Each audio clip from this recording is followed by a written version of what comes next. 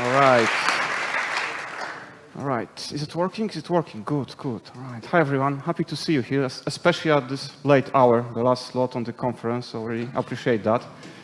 So a little bit of introduction. My name is Pawel. I used to do a lot of coding in Java, but then I moved to the dark side, and now I'm taking care of several teams of developers and DevOps folks at Xibia Poland. And today I will tell you a story about fighters, bards, druids, and wizards in our industry and how to deal with them.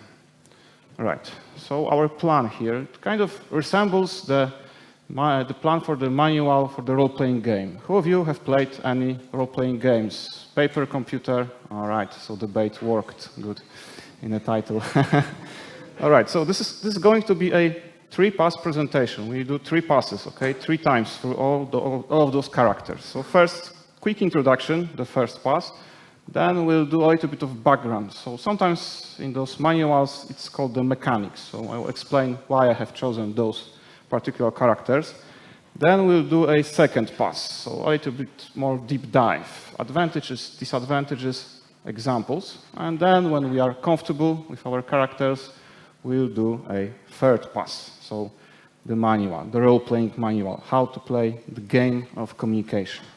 And then at the end, a little bit of, additional advanced mechanics. Sometimes it's called miscellanea. If you don't know how to name the last chapter of your presentation with some additional stuff, miscellanea works fine. All right, so let's start with our introduction.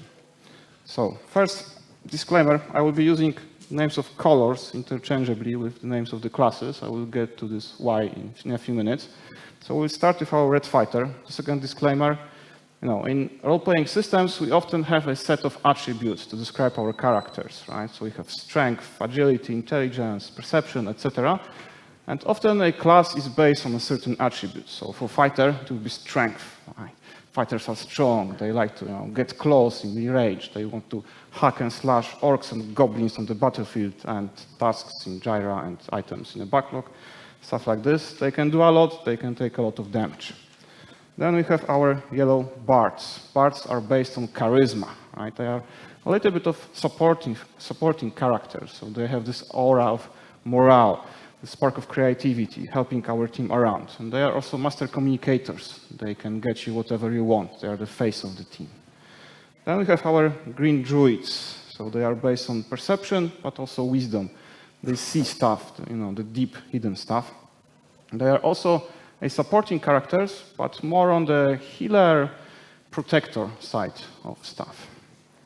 And then we have our blue wizards. They are based on raw intelligence. They can also do a lot of damage, but they prefer to keep a little bit in a distance.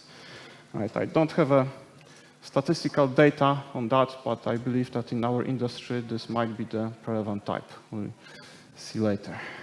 All right, so what are we going to do here? I'll tell you a little bit about communication. So how to approach those types of characters, right? How to talk one-on-one, how to talk in group, how to moderate meetings, how to prepare slides, or how to send an email. A meeting that could have been an email. A little bit about strengths and shadows of those. All right, so a background. So basically, since millennia, there was this idea that people have different personality, right? Some people are like fire, or like air, or flowing like water, or stable as rock, right? Sometimes we had some mapping to animals, or something like that. Since we are in Greece, we have Hippocrates, 2,500 years ago. There was this famous theory that depending on the ratio of certain fluids in your body, you have different character, right? More blood, more bile. So we have this cholerics, sanguinics, phlegmatics, and melancholics. There, 100 years ago, there was a book by William Marston who described those 4 types of characters. Then, a few decades ago, we started to do some testing, some corporate testing, but don't run away just yet. And 10 years ago, there was a book, Surrounded by Idiots, by Thomas Erickson. Has anyone read that book? We have a few people. Okay, so this is more or less based on this talk, and Thomas Erickson used those colors to code name those types of characters, right? So red, yellow, green, and blue. So let's look into the dimensions of our personality. The first dimension would be energy level, right? We have introverts, we have extroverts. It's kind of intuitive, right? Introverts more on the shy side, like don't like to spend too much time with people. A lot of people don't want to be in the center of attention, right? Extraversion, a lot of energy, a lot of action. Action first, then thinking sometimes, right? So this is our one dimension. The second dimension will be our focus, whether we are focused on tasks, right? We want to get technical, get stuff done, understand algorithms and stuff like this, or whether we are focused more on people, right? You want to have a chat, you want to make sure that everyone feels good, stuff like this. So this is our second dimension. And then we can put it on a grid, right? We have a red fighter who is extrovert and focused on tasks. We have our yellow bard who is also extrovert but focused on people. Then we have our green druid who is focused on people but more on the more shy, introverted side. And then we have our wizards who are introverted and focused on tasks. So for some of you this might be familiar. Does anyone know the DISC framework? Personality, okay, we have few people. So this is more or less based on that. There are those 4 types of personality: the dominant, the influential, the steadiness, and the conscientiousness, sometimes called compliant, sometimes called analytical. So we have DISA shortcut then. And basically, of course, our personality does not dictate how we behave, right? Our personality is basically shaped by the first 20 levels of our life, 20 years of our life, and our roles on character creation. So what kind of nervous system we randomize on the genetic lottery. Later it can change a little bit, but in general this is our core values, our preferences, our attitudes. But then from the other side there is circumstances, the situation, right? If we are under stress or we just went out from the rock concert or from the church, for instance, we would behave a bit differently, right? And this is just a model, right? There's a saying that all models are false.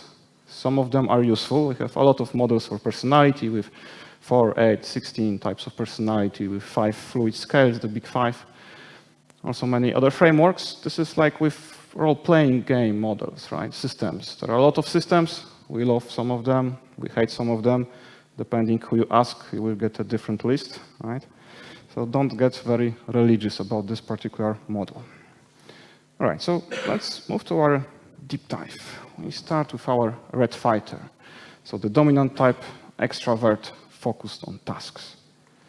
So fighter powers, it's all about effectiveness, getting stuff done, right? Fighters are brave, or they are decisive.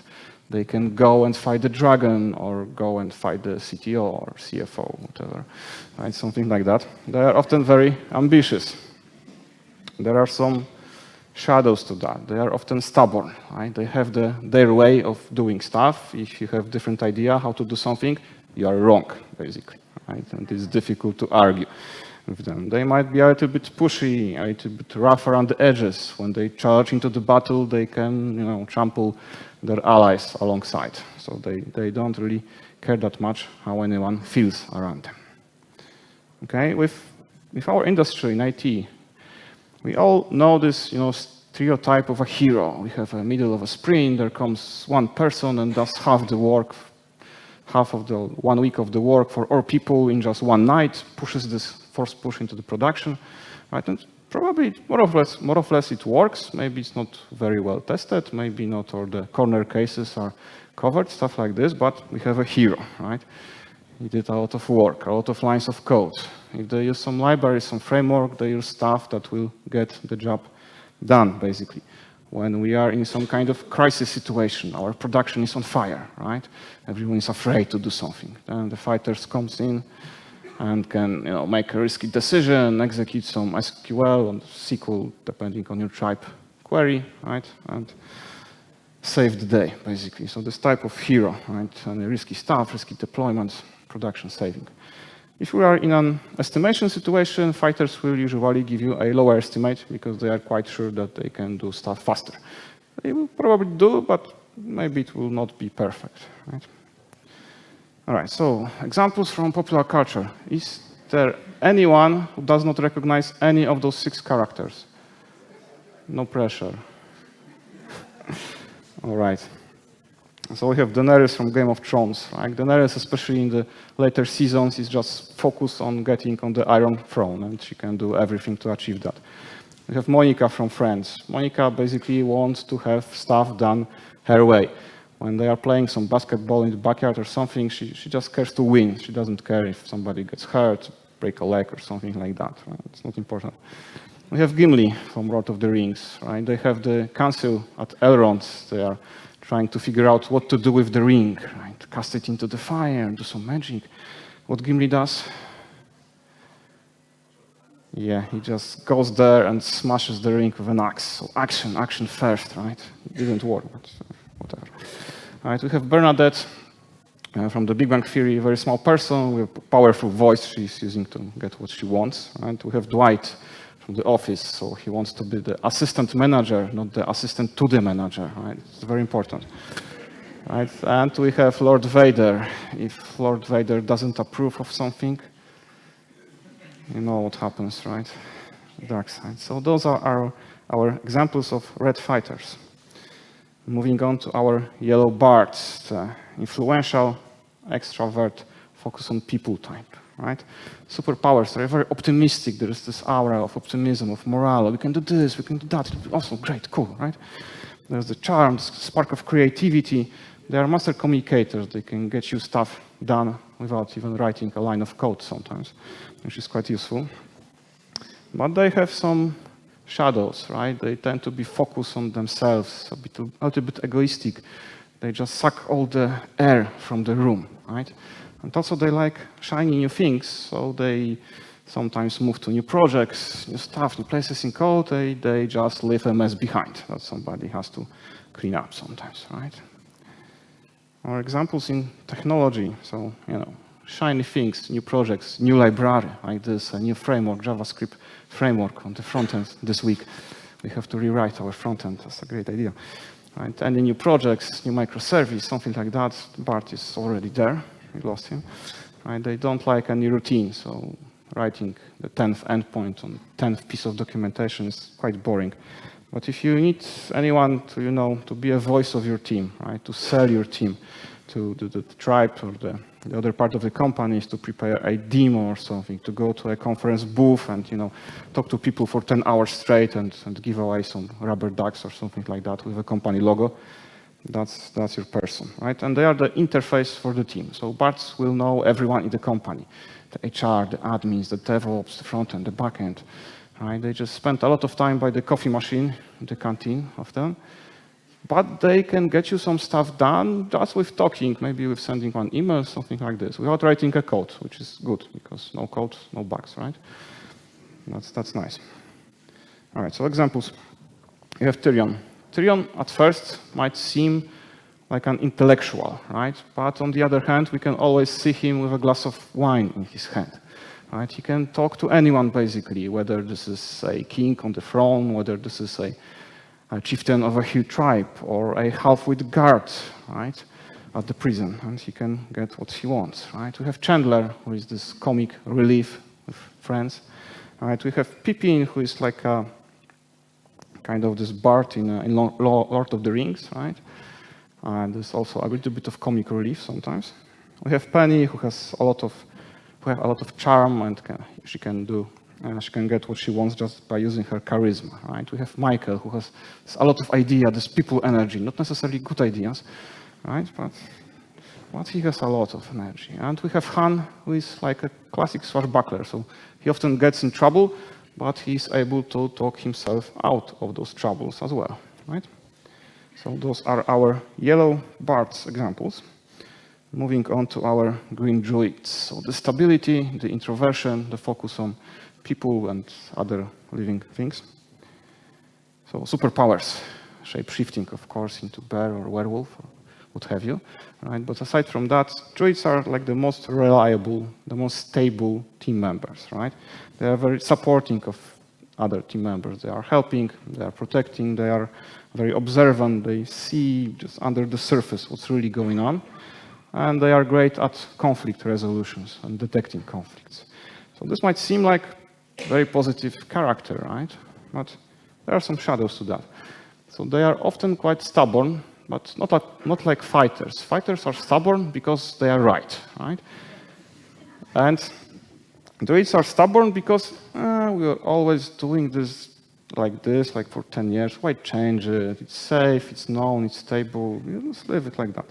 Okay? So they tend to get a little bit stuck and undecisive when we need some changes, we need to make some decisions, right? And often, because they are helping other team members, they just neglect a little bit of their own work, so their tickets in Jira, for instance, right? They are doing reviews, pair programming, helping a newbie in a team, right? But theoretically, their main job is not done, so sometimes they feel guilty about this and might spend additional time over work or something to just push it. So in technology, solid and proven team members, they will always help other team members with doing some reviews, with onboarding of new people in the team, with unblocking somebody, with some pair programming, stuff like this.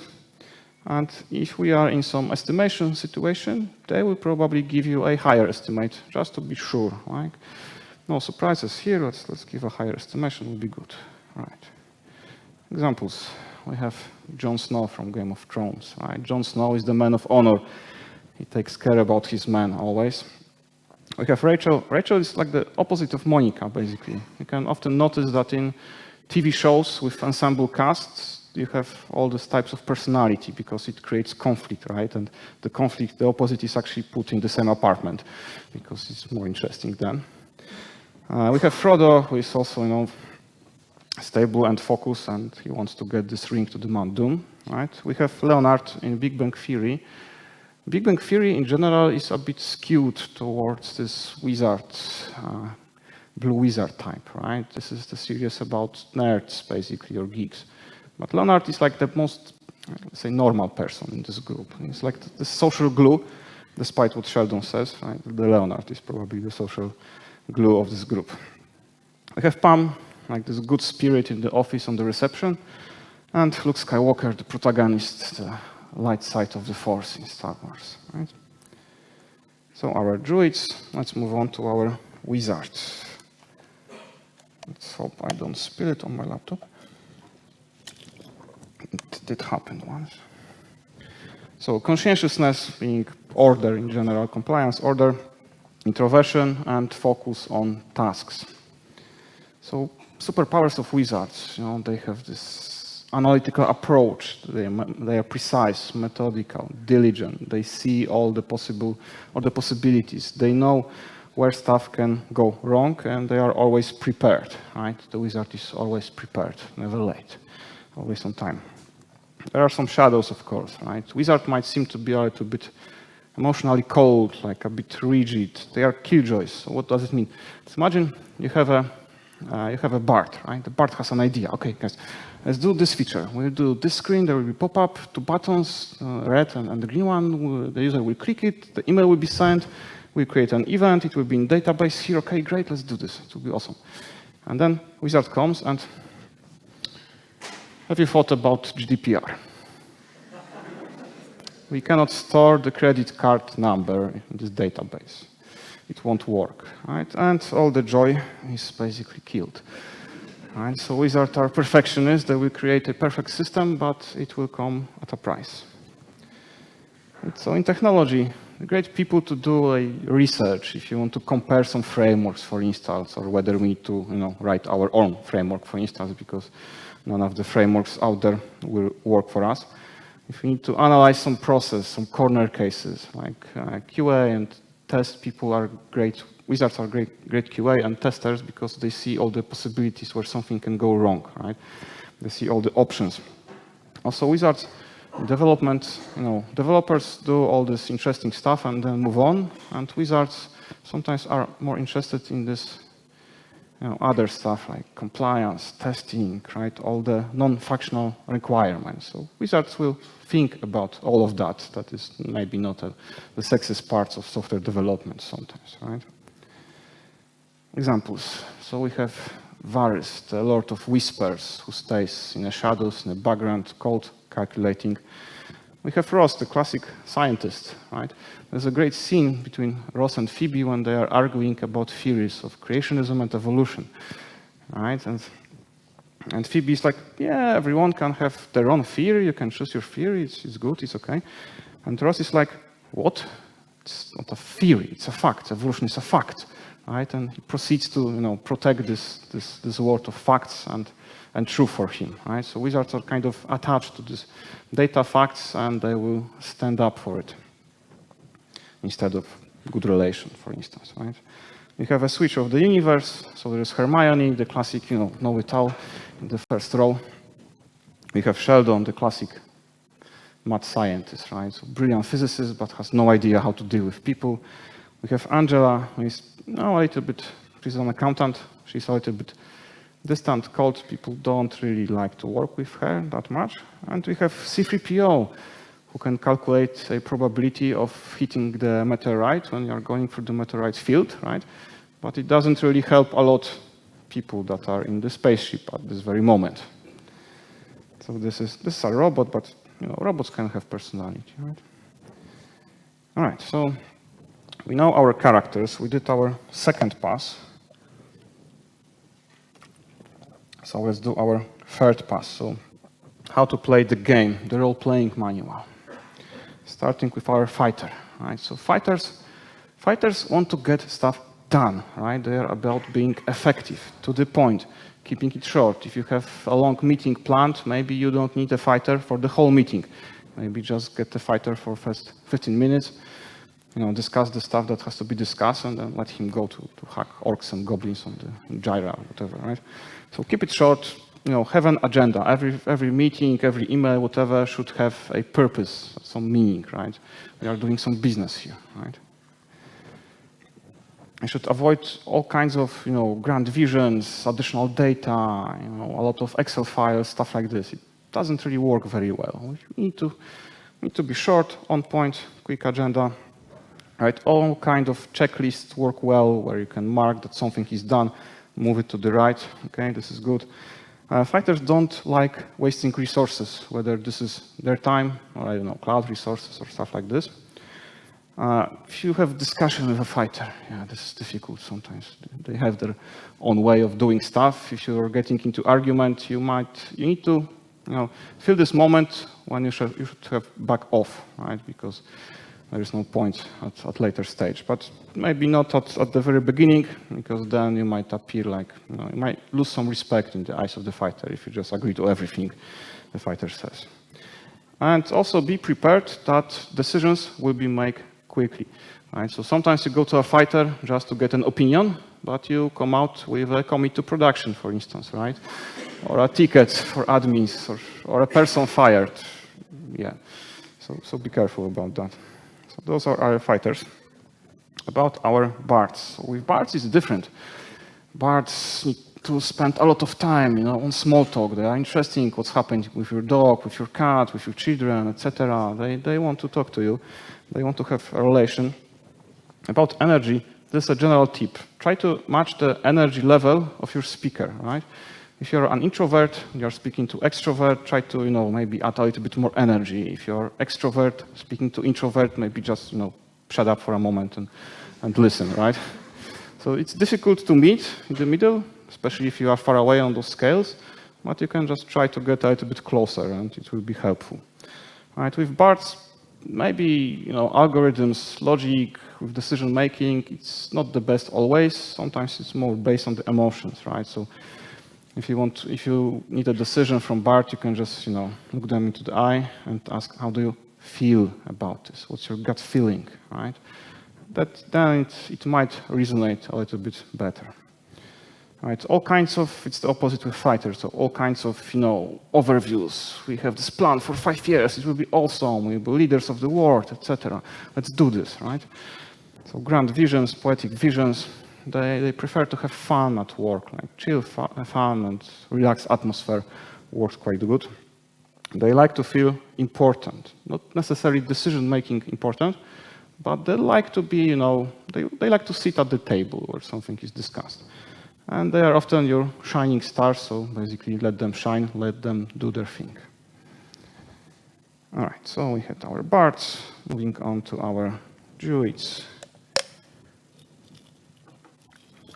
So for Druids, trust is very important. Trust, partnership, safety, sincerity, right? Druids have this great bullshit detectors. If you try to bullshit a Druid, it won't work probably, right? You will lose a lot of points with Druid if you try that. They like predictability. There is this scene in Big Bang Theory about dropping a fish to a fish tank, right? And actually it was Sheldon who said that, but it works well with Druids. You don't just drop a fish to the tank. You just put it gently on the surface of the water, let the fish feel the surface, and then slowly dive in, right? If you have some difficult news for your people, for instance, I don't know, changes in teams or in company or something, it's a good idea to first, maybe talk one-on-one with your Druid, ask how they feel about this, if they have some fears or something like that, not just drop it on them on a big meeting, for instance, right? So give them some time to process the information. Right? Sometimes in their clinging to the status quo, they lose this goal of what we are actually doing and why we are doing. So it's good to sometimes to talk about this, remind them. They like to support others, and also they like to feel supported. Like they like to know that there's a safety net somewhere around them if you're a team leader or manager of a Druid.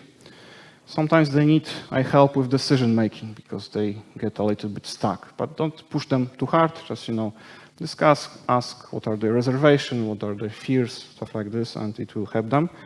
And one very important thing, maybe the most important, Druids often do this kind of work, which is called a glue work, right? It's not this type of work that is in Jira or in Sprint, but this is making sure that everything is running smoothly, doing those reviews, helping others, etc. It's often not very appreciated, and sometimes they fail other tasks because of that. So make sure that they know that this is important, right? Sometimes if you take out the Druid from the team, you will lose a lot of velocity, more than you would expect, because everything just kind of grinds to a halt. All right, moving on to our Wizards. So Wizards are all about time, facts, data, precision, details, right? If you are doing some presentation, preparing some materials, emails, you have to include a lot of additional information, a lot of charts, a lot of data, links, stuff like this. Be sure that there will be a lot of questions to the questions, sometimes very annoying questions. But Wizards don't do this because they don't like you. I mean, sometimes they might not like you, but in general, they want to get to the truth, to the details, right? To how things really work. So one interesting thing is about punctuality, right? So Wizards have this structured word, right? If you are not punctual, the structure also includes time, right? You might lose some points at the beginning, right? So don't be late for a meeting with a Wizard. Wizard is never late, right? We have deadlines and requirements. So if you ask Wizard to prepare a car, to create a car, you will get a Ferrari, right? If you wanted Fiat Panda, for instance, you should have said so, right? So make sure you are precise with your requirements, with your deadlines, because otherwise it will take a lot of time. It will be perfect and beautiful, but never ready, right? With decisions, it's based on logic,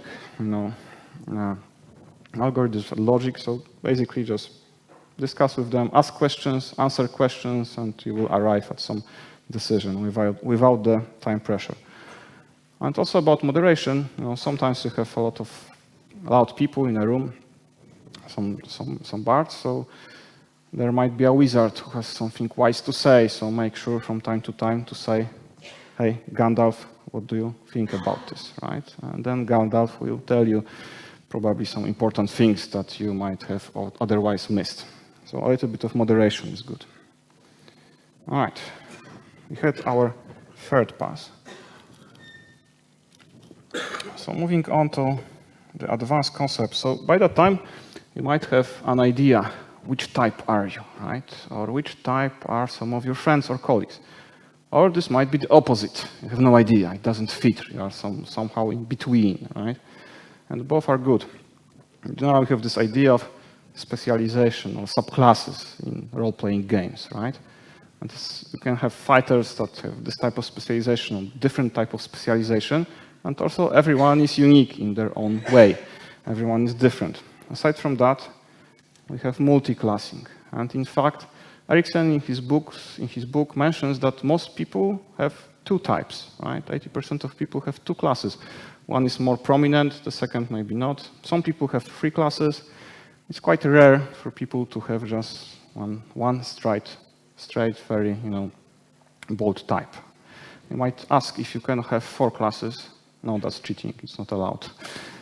Actually, you are rarely so, so flexible to have no preference in any way of those 4 types. So let's assume it's impossible to have 4 classes. It's just a rule in the rule book.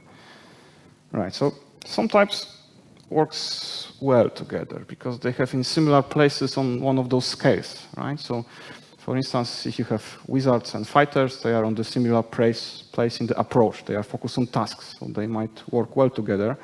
On the other hand, if you have a wizard and a druid, they are both on the introvert point on the scale, and they might work quite well in that end if they are working together, for instance, doing pair programming or something. On the other hand, if you have opposites, it's tricky, right? They might have an argument, but it's maybe not the best idea to sit to people with opposite type of personality on one task, but it's a great idea to have all of those types in your team, basically. Right? In our times, when the times are complex, unpredictable, we are based on knowledge in our industry. It's very important, at least it's nice to have all of those types or most of those types in your team, because then your team has a lot of angles to solve the problem. The team has a lot of capabilities and has autonomy to solve all the problems, do all the tasks. So let's imagine a situation now. We are planning an integration. We are going for a beer, right, with our team. What will happen? Probably the bard will start. Guys, I have a great idea. We'll go for integration. I know great place, actually 3 places. I know bartenders, or I can get us discount, okay? Let's go, cool, it will be nice, right? Then we have wizards. The wizard might plan the details, or create an Excel sheet or a doodle where everyone can match the dates when they are available, the date when they are available, but prefer not to go at that particular, if other is possible, right? The wizard will create a blocker in the calendar, send an email, take care of all the details, right? Then our druid will make sure that everyone is okay. Maybe we have this vegan friend, so let's make sure that we choose a place where they have something to eat, not necessarily just French fries and water, right? And then if somebody has had too much of liquor at the end, then the druid will make sure that they will go home safely to the Uber or taxi or something like that. And at the end, we have fighter. If we can decide, we are in the impasse, we don't know which place to go, then the fighter can make a decision for us. We will go there, end of discussion, right? And then the fighter can lead us out on the bar. All right, and what happens if we miss somebody, right? Some type of character, right? If we miss fighter, we have nobody to make all those brave decisions, like to push forward, right? When we miss the wizard, then basically we don't have anyone to take care of all those details nobody is really remember about, right? If we miss the bard, we don't have the spark of creativity and fun in our team, right? And if you miss the druid, it might actually end up that you don't really have a team. You have just a random set of people and everyone is going into a different direction. All right. That would be the end. This is the contact information for me. This QR code leads to my LinkedIn. If you want to have notes from this presentation, there are 2 articles in a blog. It's called How to Train Your Java. Fortunately, it's a Java conference, so it's good. I used to write about Java and Spring like 10 years ago or 9 years ago. But now it's mostly general software and peopleware. So there are some articles about this, and there are also slides and earlier recordings of this talk. So you can check this out. And guys, take care of yourselves, take care of others around you, and thank you very much. Thank you, Pawel.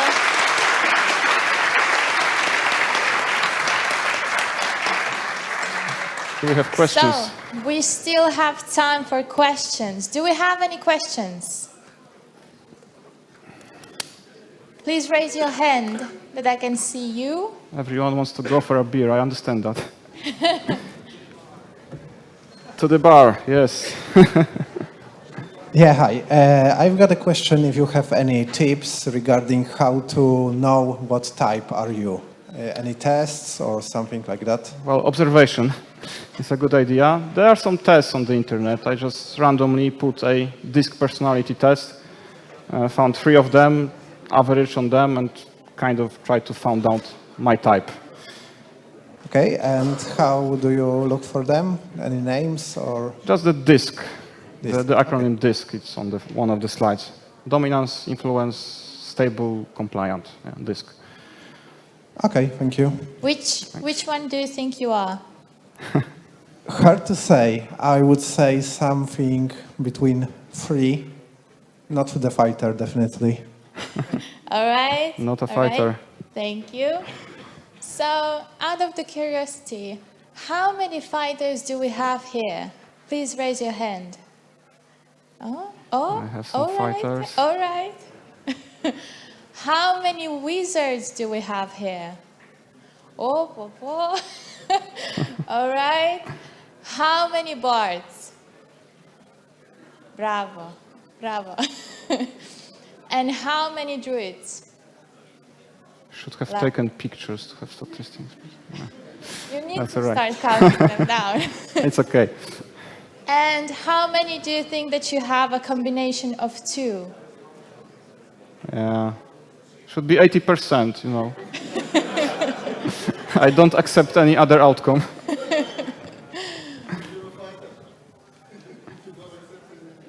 Are you a fighter, Pawel? No, I'm a wizard. I'm a man of science, you know. All right. Do we have a combination of 3? All right. All we right. have some. Few. Lovely. All right. Do we have any questions? Oh, we have one. Wait a second, sir.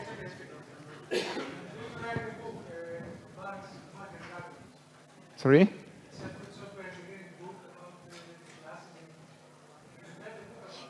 Yeah, there is the Surrounded by Idiots by Thomas Erickson. You meant that book? Okay. Yes. Wait a minute. Sir, could you please repeat your question? Are you going to write a book about Am I going to write a book? Yes. Maybe someday. bugs and dragons? Maybe someday we'll see. Cool. Lovely. Thank you. Do we have some other questions? Where? No, you definitely need because I cannot hear you.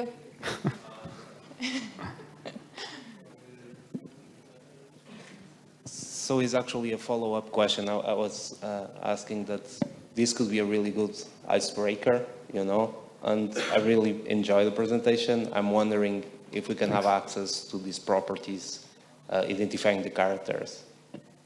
You know, I don't want to ask you for the material of your presentation, but at least how you are identifying the characters, their strengths and weakness. Is that somewhere where we can download it? Yeah, there's this this blog. There's 2 articles, types of developers. I'm not sure. It's probably like 3 or 4 articles behind, so you can find it there. Okay, thank you so much. Thank you. Do we have other questions? No? No questions. We're done. Are you ready for a party? Yeah. No? How so? How so? I mean, All right. Thank you.